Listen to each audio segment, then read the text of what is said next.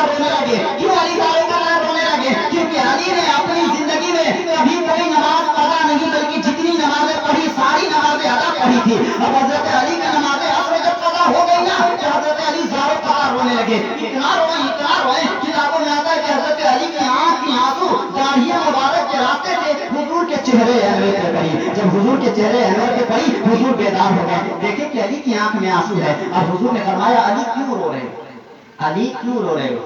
तो हजरत अली ने ये नहीं कहा कि हुजूर हमारी नमाज़ असर कज़ा हो गई तो रो रहे हो। हजरत अली ने पहली जुमला क्या कहा? हजरत अली ने कहा फिदा का उम्मी वाबी, आप पे मेरे माँ बाप कुर्बान। क्या कहा? फिदा का उम्मी वाबी, हुजूर आप पे मेरे माँ बाप कुर्बान, मैंने नमाज असर नहीं पढ़ी। हुजूर ने फरमाया कि अली अगर नमाज असर नहीं पढ़ी हो तो कोई बात नहीं, जाओ नमाज असर अली पढ़ लो। हजरत अली ने फरमाया हुजूर नमाज असर पढ़ने के लिए सूरज का निकलना बहुत जरूरी है। सूरज गुरूब हो चुका है, वक्त मगरिब शुरू हो गई है, अब मैं नमाज असर कैसे अदा कर सकता हूँ? हुजूर ने फरमाया अली कोई बात नहीं है, नमाज असर अगर अदा करना चाहते हो चलो अदा ही कर लो।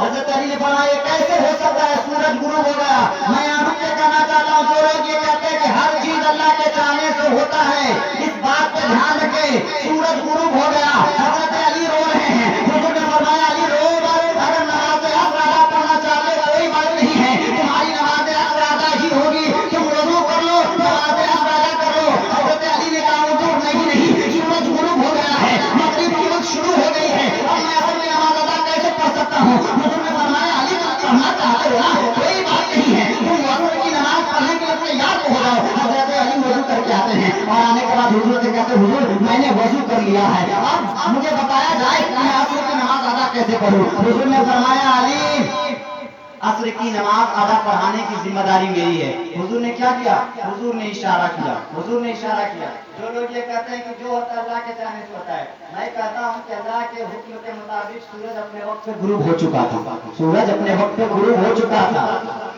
लेकिन मेरे आका ने जिस वक्त उंगली का इशारा किया, डूबा हुआ सूरज लौट कर असर का वक्त आ गया, डूबा हुआ सूरज लौट कर सामने आ गया।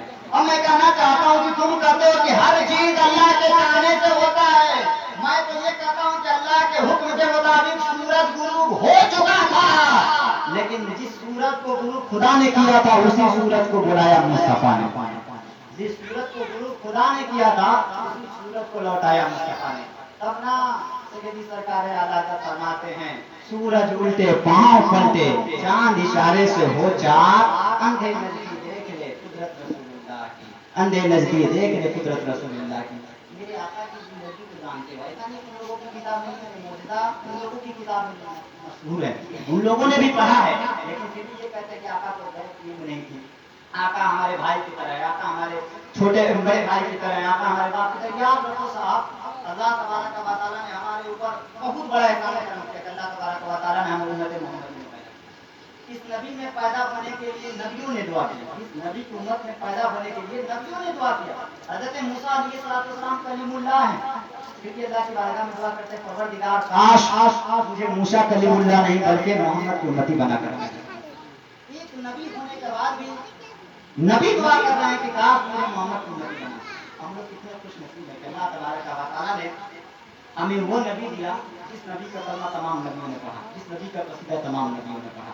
याद रखो साहब, ये हमारी बहुत बड़ी खुश नसीबी की बात है कि अल्लाह तबारक व तआला ने हमें ऐसा नबी दिया है ना कि कल बरोज़े हश्र नफ्सी नफ्सी का आलम होगा, इंसान परेशान होगा। किताबों आपने सुना होगा एक एक नेकी के लिए इंसान परेशान, एक एक नेकी के लिए परेशान होगा, कैसे 100 मुकम्मल हो जाए हम जन्नत में चले जाए, कैसे 100 मुकम्मल हो जाए हम जन्नत में चले जाएं। आदम के जाने वाले आदम के पास जाएंगे, कहेंगे कि आप दुनिया का सबसे पहले पैगंबर है, आप अल्लाह की बारगाह में हमारी सिफारिश कीजिए कि अल्लाह तबारक व तआला हमें जन्नत में भेज दे। आदम का जवाब क्या होगा कि ज़हबू इला गैरी, मैं कुछ नहीं कर सकता, तुम किसी दूसरे के पास चले जाओ। इसी तरह लोग करते करते हज़रत मूसा अलैहिस्सलाम इसी तरह करते करते लोग तमाम पैगंबर के पास जाएंगे, लेकिन हर पैगंबर का जवाब क्या होगा कि ज़हबू इला गैरी, मैं कुछ नहीं कर सकता, किसी दूसरे के पास चले जाओ। इसी तरह करते करते लोग जब हज़रत ईसा अलैहिस्सलाम की बारगाह में आएंगे, हज़रत ईसा अलैहिस्सलाम से कहेंगे कि आप अल्लाह की बारगाह में फरियाद कीजिए कि अल्लाह तबारक व तआला हमें जन्नत में भेजे। तो हज़रत ईसा अलैहिस्सलाम कहेंगे तुम्हें तो आदम के पास जाना चाहिए। लोग कहेंगे हमने आदम के पास गया था लेकिन आदम ने इनकार कर दिया। नूह के पास चले जाते हैं, लोग कहेंगे कि नूह के पास भी गया था लेकिन नूह अलैहिस्सलाम ने इनकार कर दिया। موسیٰ کے پاس چلے جاتے, ابراہیم کے پاس چلے جاتے, میرے پاس کیوں آئے؟ لوگ کہیں گے میں نے تمام پیغمبروں کے پاس گیا لیکن ہر پیغمبر کی ذهبوا الى غیری, تمام پیغمبروں نے انکار کر دیا. آپ سیدی سرکار اعلیٰ حضرت نے اس پس منظر میں ایک شعر لکھتے ہیں کہ سب نے شب محشر میں للکار دیا ہم کو, سب نے شب محشر میں للکار دیا ہم کو, اے بے کسوں کے آقا اب تیری دعائی, اے بے کسوں کے آقا اب تیری دعائی. نفسی نفسی کا عالم ہے, ہر ایک پیغمبر دوسرے پیغمبر کے بعد بھیج رہا ہے. جب عیسیٰ علیہ السلام کے پاس آئیں گے کہیں گے کہ آپ اللہ کی بارگاہ میں سفارش کریں کہ اللہ مجھے جنت میں بھیجے, تو حضرت عیسیٰ علیہ السلام کہیں گے میں تو نہیں بھیج سکتا جنت میں, لیکن میں تمہیں جنت میں بھیجنے والا کا پتہ بتا سکتا ہوں. لوگ کہیں گے جلدی سے بتائیے کون ہے جو مجھے جنت تک بھیج سکتا ہے. حضرت عیسیٰ علیہ السلام کہیں گے اذهبوا الى محمد, تم محمد کے پاس چلے جاؤ, محمد تمہیں جنت تک بھیج دے گا. پتہ کیا چلا کہ بروز حشر میں اگر جنت میں جانے کی باری آئے گی تو سب سے پہلے میرے آقا کی امت جنت میں جائے گی, سب سے پہلے میرے آقا کی امت جنت میں جائے گی. ہم آخری نبی کی آخری امت ہے, لیکن جنت میں جانے کی باری آئے گی تو سب سے پہلے جائیں گے. بہت خوش نصیبی کے بعد, لیکن شرط کیا ہے کہ ہم اپنی زندگی کو مصطفیٰ جان رحمت کے سنتوں کے مطابق